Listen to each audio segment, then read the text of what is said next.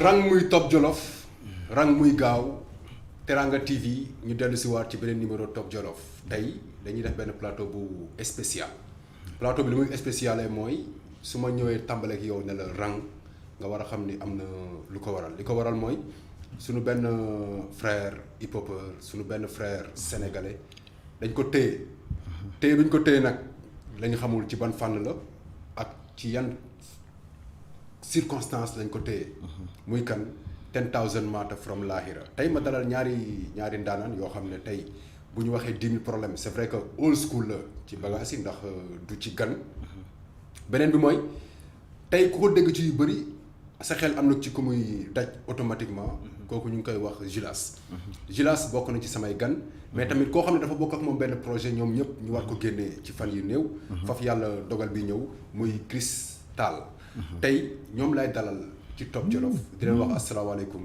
dal leen ak jàmm monsieur Djilass asalaamaaleykum maaleykum salaam Lamay Sène maa ngi lay siyaare di la bëggee di bëggee gaa yëpp di déglu Djilass the King di ñaan yàlla aussi 10 000 problèmes nattu bi ko yàlla teg mu teggeeku di ñaanal aussi sama waajuru góor sama papa bien fan yi la génn àdduna mu ngay ñaanal bu baax a baax yàlla xare ko àjjana amiin merci beaucoup Cristal waaw bon di siyaar bu baax ñëpp ñi seetaan actuellement di ziar ñëpp Sénégal ñi nga xamante ni ñëpp ñoo ngi actuellement di ñu suivre Teranga TV.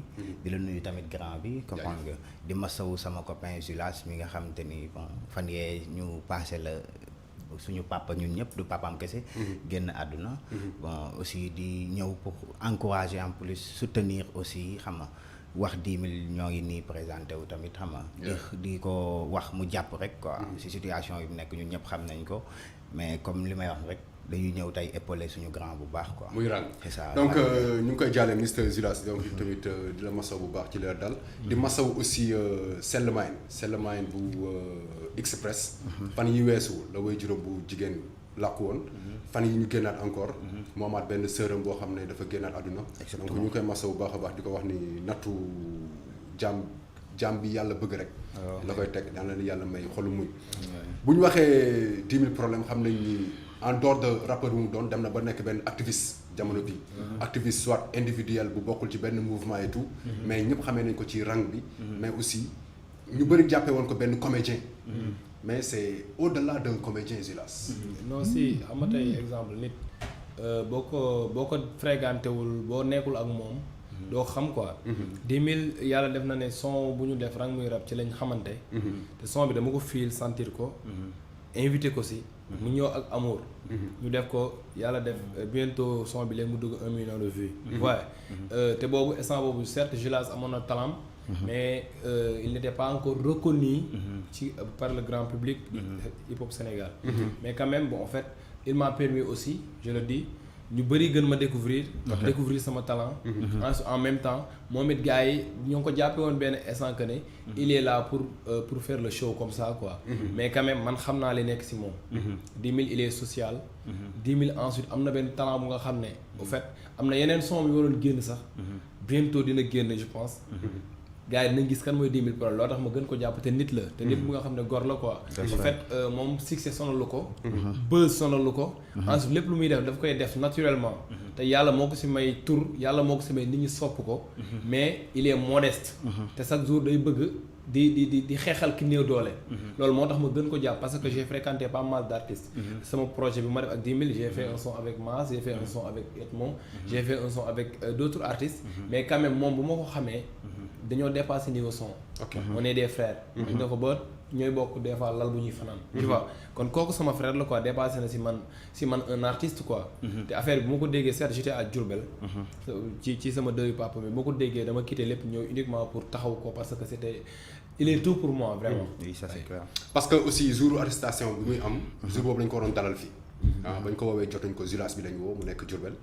jour bi mu waree ñëw jour boobu la ko waa division des investigations criminelles dem cueillir ca Médina bëggoon nañ ko fi dalal parce que dalal bi ñu ko fi dalal aussi dafa bokkoon ci ñu gën a xam kan mooy 10 000 parce que mooy li mu wax ñu bëri ñu jàpp ne c'est un comédien dugg na fii génn wala c'est un showman alors que 10 000 problème dafa tolloon jamono pour nga éviter ko donc dafay facile mais kenn daaw ko jël man j'en sais quelque chose dama ko doon jël ay émission mais le lendemain y a des rappeurs qui m'appelaient pour me dire lan moo tax nga ñuy jëlal waa ji quoi kii du rappeur kii du lii kii du lee alors que y avait quelque chose qui se cachait derrière tout ça tey ces mêmes rappeurs yi nga xam ne ñoo doon wax ne la lu tax ngay jël waa ji tey ñoom ñooy retourné waat bëgg def soit benn son bu mu leen di jëlal benn bac wala affaire yi demee noonu pour seen son xam nga loolu c'est un peu contradictoire moo tax dañ naan il faut ngay gis li nga xam ne day am yi suba tey comme li ko Zilas waxee am na talent am loolu on n'en disconvient pas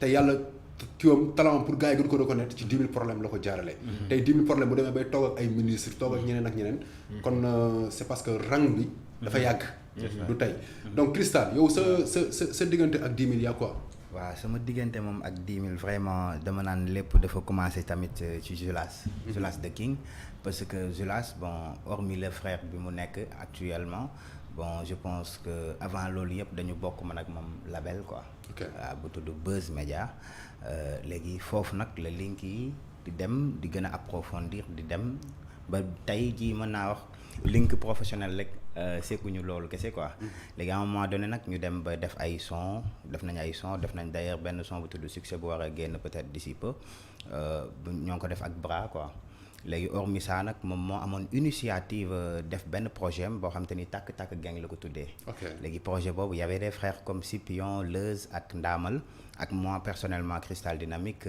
10 000 aussi ak moom léegi nag ba mu réunir team boobu nag bon sur ce bien laa xamante que 10 000 problèmes vraiment comme li nga wax léegi ñu bëri dañ naan 10 000 problèmes peut-être comédien la genre yooyu mais fii ak fi rek te kante woo ko doo xam 10 000 problèmes exactement. Ça c'est vrai.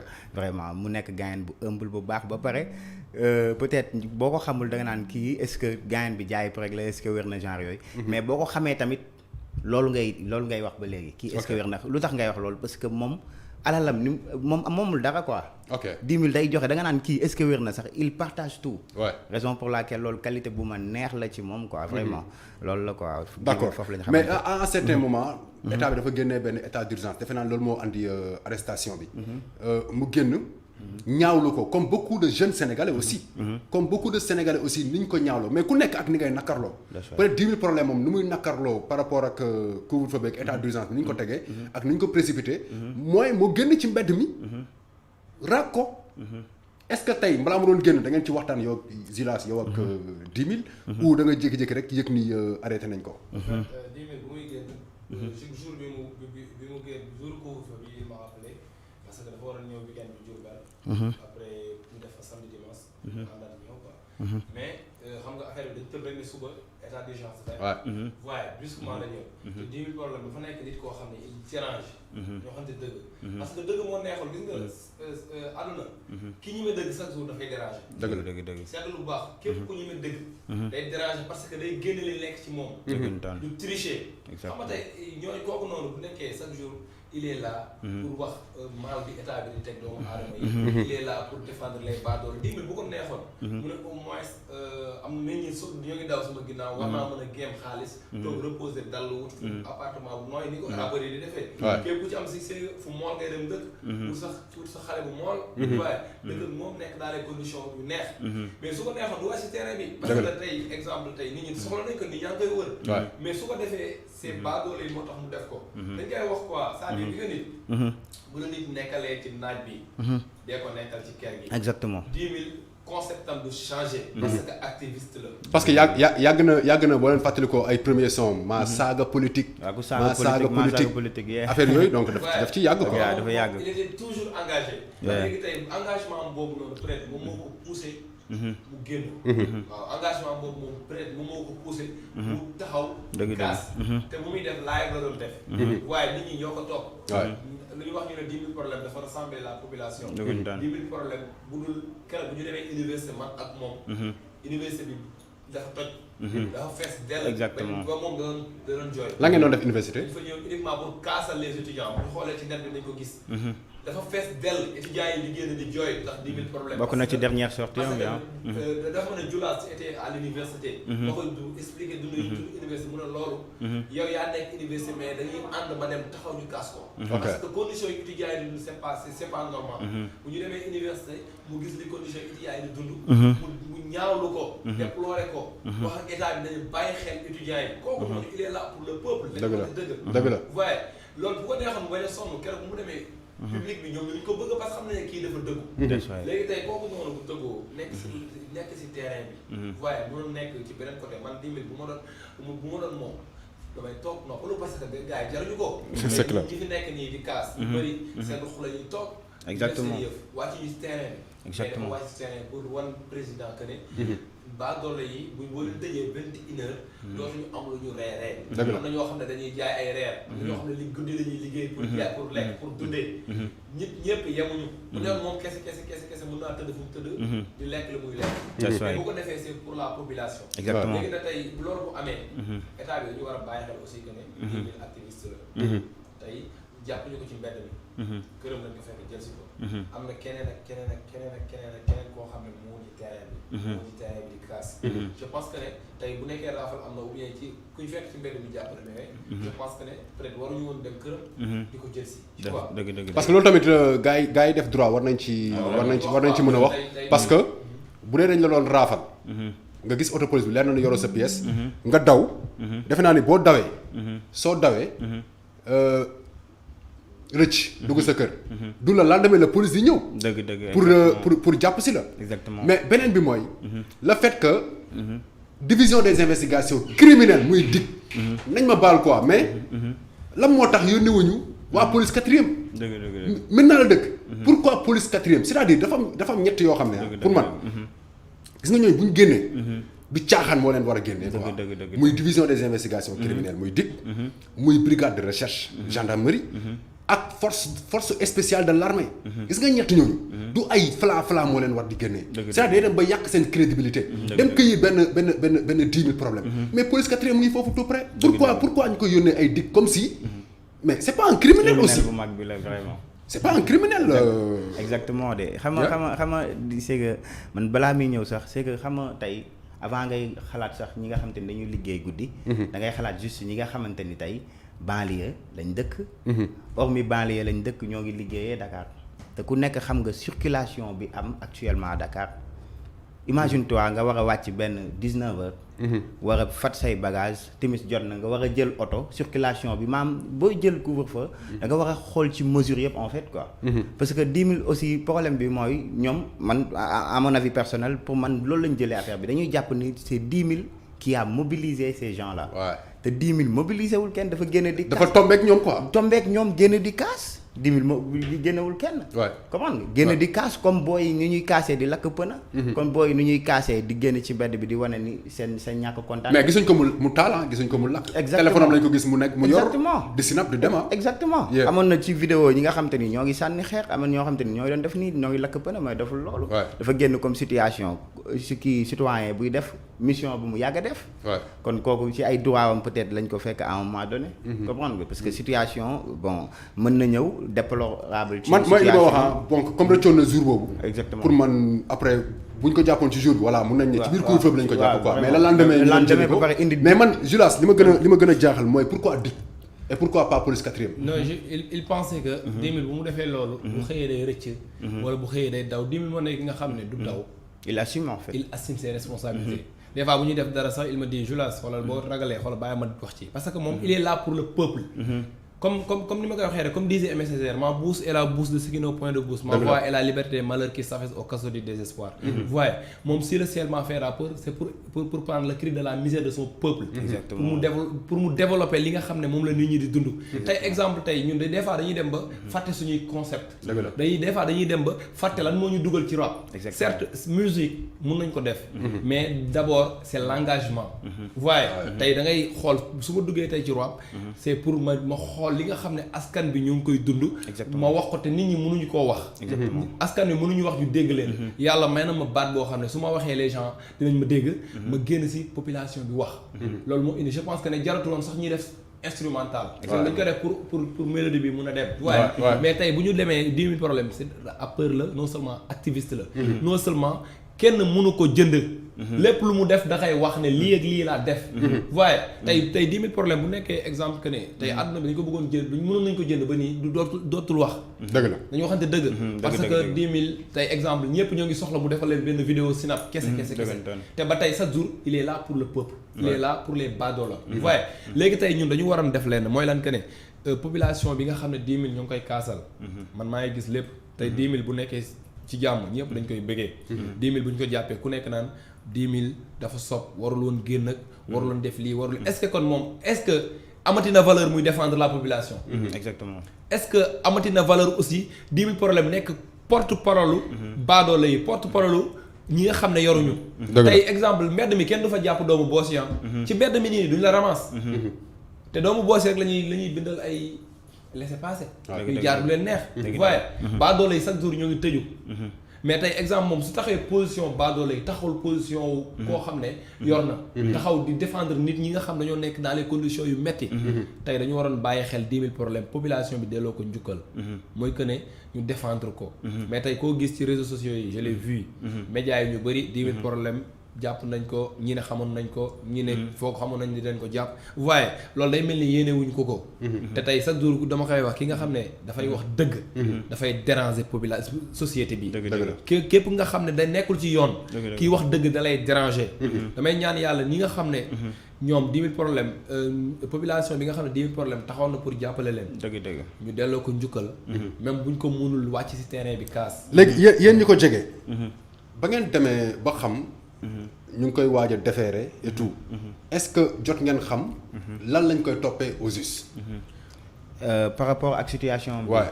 exactement exactement parce que affaire bi dafa amoon vidéo quand même quoi léegi vidéo boobu mu nga xam te ni amoon na ko bon ku nekk da ngay bañew automatiquement ci information boobu quoi ñun xamoon nañ ni on était au courant que ni bon loolu xew na quoi waaw loolu moom xamoon nañ ko quoi ok mais yéen dem ngeen ba source dem division des investigations criminelles man moom sincèrement parler j'étais à Diourbel jour boobu 10 000 di def live je l'ai vu tu vois après woo naa ko téléphone jotuma ko fas mu ngi doon live rien que pour lui dire c'est pas la peine muy génn ci population bi di wàcc ci terrain bi parce que tey exemple ku nekk xam na ne sénégalais yi dañu seytaane waaye dañuy ñëw ruux la am na ñoo xam dañuy lay ruux naan la yaa fi ne lii ak laa fekk na après mais est-ce que moom rek lañ jàpp bu mettee je pense parce que man xawma sax ñeneen ñu jàpp mais 10 000 dama xëy tag ñu message ma ne ma 10 000 dañ ko arrêté tey si suba waaye dig jël si na ko waaye affaire bi metti ma trop parce que tey jaru ko woon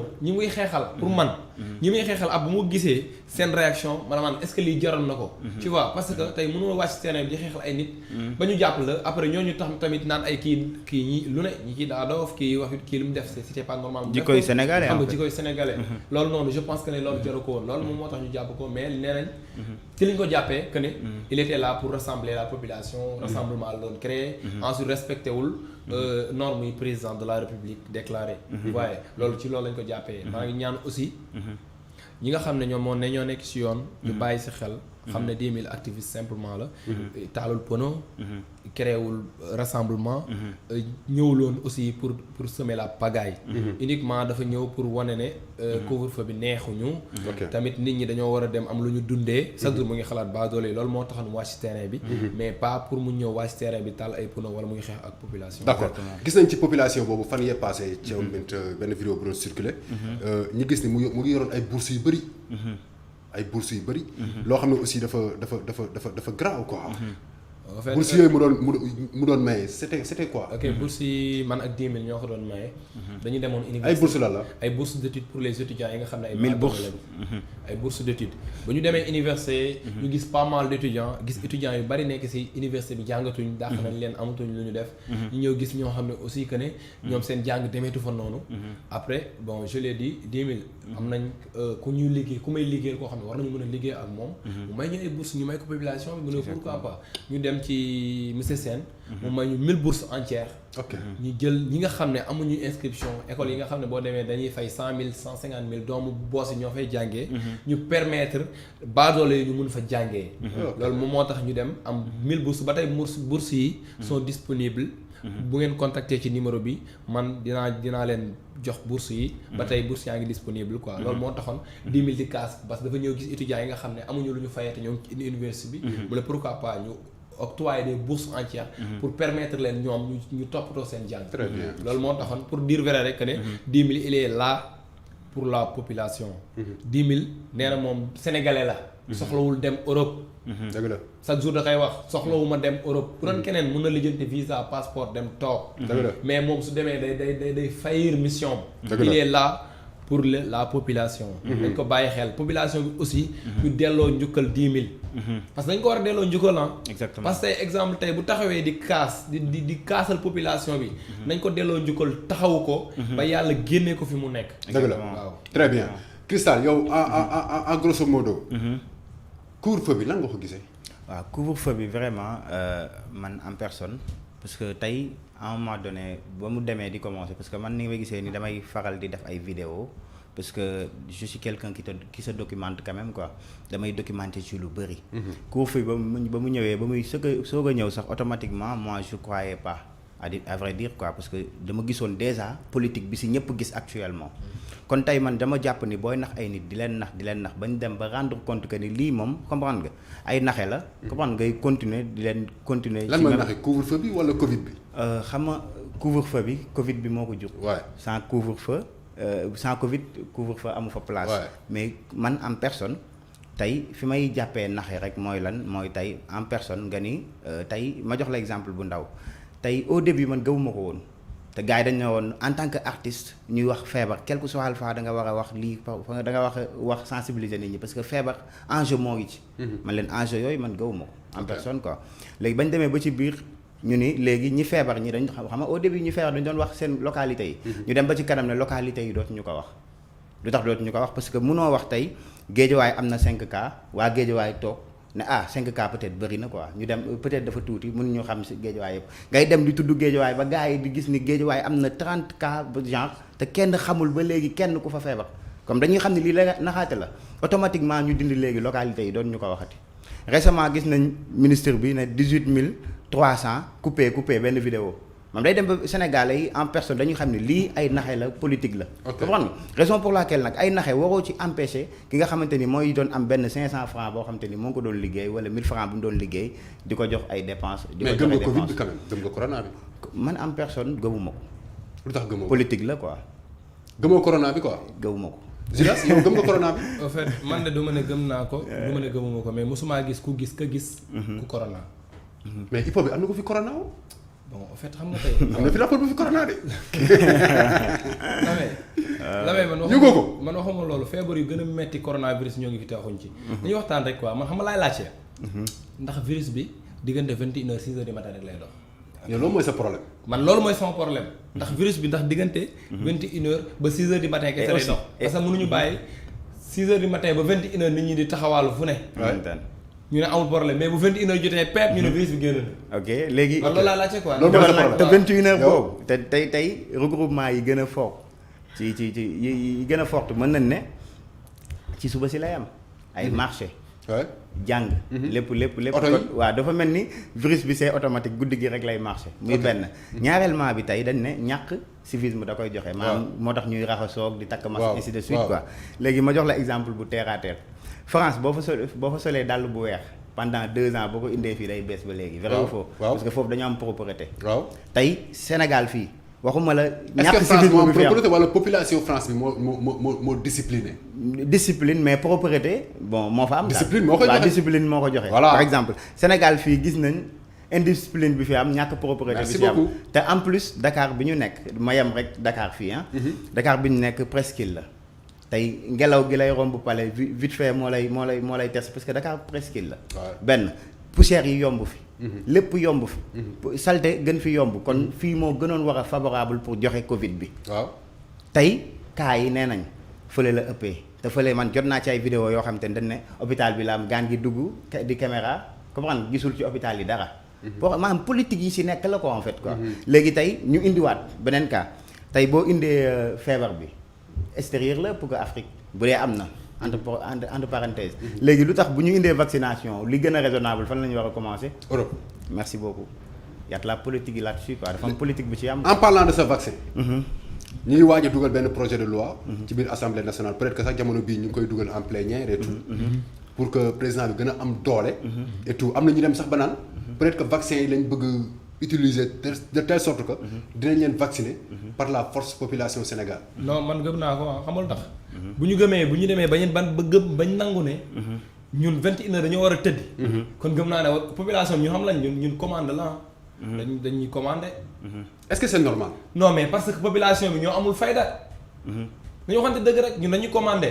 te commande bi mënoo ci ñaari salaamaaleykum yow kese la may boo génnee fii di kaas kenn du loo fekk dañ lay tëj après population bi dëggaat seen kër yi. ku nekk day toog wax na dëgg. jeex na 10 000 boo génnee di kaas. ne population bi dañoo ñàkk fayda moom nee na kenn du ko commandé. fu mu nekk gars yi tëj jàpp nañ ko parce que kenn du ko commandé ñoo xam dëgg rek. voyez te population bi si boppam. ñoo amul fulla voyez tey je pense que ne tey bu ñu lay woon ay information muy faussé. di la woon ay man professeur bu may jàngal. di ma jox di ma corriger muy juum. di ma corriger di juum. di ma sama joxate exercice ma ne ko monsieur. mën naa ma ko jógal wuti beneen professeur. ñoo xam ne dëgg quoi. hormis ça aussi. waaw man tamit dama gëm. vaccin boobu gars yi bu ñu ko doon imposé dina dem. te bu ñu la ko forcé woon. non exactement xam nga gars yi fan lañ koy nar a dugal. ci li ma ay recherche yu ma defal personnellement sama bopp quoi. maam gis nga da ngay nar a voyager. vaccin bi léegi day obligatoire ñi voyagé bëri wu ñëw. waaw mais bàyyi ma ñëw foofu rek laa ñëw nga war a wuti permis ni ngay wutee ay kii sanguine bi ak visite médicale yeeg ñoom seen ñu imposer la foofu. du final day dem ba benn instant fépp lañ koy dugal. léegi yow boo bëggee légal instant yi ku bëgg a légal faaw nga yore sa carte d'identité day dem ba benn instant boo bëggee légal faaw nga vacciné wu. waaw loolu la quoi. Zilas yow bu gars yi ñëwee forcé la ko di nga ko def. non bu ñu ma duñu gis sax ba may forcé vaccin ma koy def. bu dee c'est par dara dalu ma fekk sa biir kër. c'est-à-dire Lamé ñun. ay jullit lañ. voyez ñun tey exemple que ne am nañu beneen leneen lu ñu war a mën a bu feebar bu ñu doon dal. dee nañ bu yàgg. man njaareem laa jóge ci kaw ba àll ba. di dund lu ne di naan ay ndoxu teen. di naan lu ne. te maa ngi nii voyez. kon donc mënuñ ma gëmloo ay vaccin moo koy def. très bien je le fais pas quoi. d'accord loolu rafet na Cristal. seen las bu wóot lan lay doon. waaw vraiment bon di remercier ñëpp. bon di kontaan ci yow aussi. la may seen moom ba ma nekkee xale laa commencé déglu quoi. comment vraiment yàgg na trop. bon te tamit turam laa njëkk a xam. mën naa ko jëmm ji quoi. dëgg la comprendre nga vraiment ku yàgg a nekk acteur la ci hip hop bi. bon di remercier ñëpp ñi nga xamante ni vraiment doon nañu suivre affaire bi. ak ñi ko doon suivre Instagram en live fii. commande Facebook et tout partout quoi. bon di wax gars yi tamit bon projet yaa ngi ñëw ah. Takk Gang ñoo ngi ci. ñoo ngi door bientôt dugal nañ premier clip bi bañ ko dugalee je pense que ci ay 2 semaines la toll ñooy 50 000 vues. bon déjà c'est quelque chose quoi.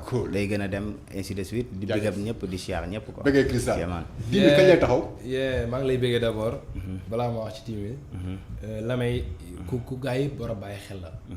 parce que dafa nekk animateur bi nga xam ne. c'est-à-dire xeebul underground quoi. exactement parce que tey jamono ji ñu nekk. je pense que ne underground bu bëgg a accéder. ci média yi. exactement soo sa poste bu diisul. wala yebaluñ la. bu am tur yebalu la. je pense que ne kenn du la invité quoi. waaye léegi misé wuñ ci talent. misé tuñ ci talent quoi. mais Lamay boo gisee sax au moins ñu bëri. xaw a am fu ñu egg. c'est parce que dañoo taxawee beneen position. mais moom tey yàlla dafa def ne. tey képp koo xam respect Lamay Sène lay wax képp artiste bu wax. na respect je pense que respect moom njëkkate mooy mujj. waaye yu bëri ñuy play amul solo. jaay sa ngor nekk beneen nit. coogu doomu aadama. amul njëriñ. Lamay ku ñëpp war a respecté la parce que bokk na ci ñi ma gën a bëggloo hip hop. parce que day def émission yu am niveau. ba koy déglu xam ne dama war a liggéey. te grand bu gars yi war a respecté la maa ngi koy bëggee. di ko siyaare. te di wax 10 000 incha allah demain dina taxaw. 10 000 demain mardi 13h. dina taxaw gars yi nga xam ne yëpp ñoo ngi ñëw pour soutenir 10 000 problèmes. maa ngi leen di woo ñu soutenir ko yàlla génne ko fu mu nekk. amiin amiin parce que tey il est là pour la population. tey même bu ñu ko jàppee lu mu yàgg. tey population gën a nekk dans les conditions défavorables parce que moom chaque jour il est là pour mu xeexal ba doolay. di bëggee gars yëpp di leen charré ñi seetaan yëpp maa ngi leen di bëggee. di bëggee aussi Teranga TV. jaajëf.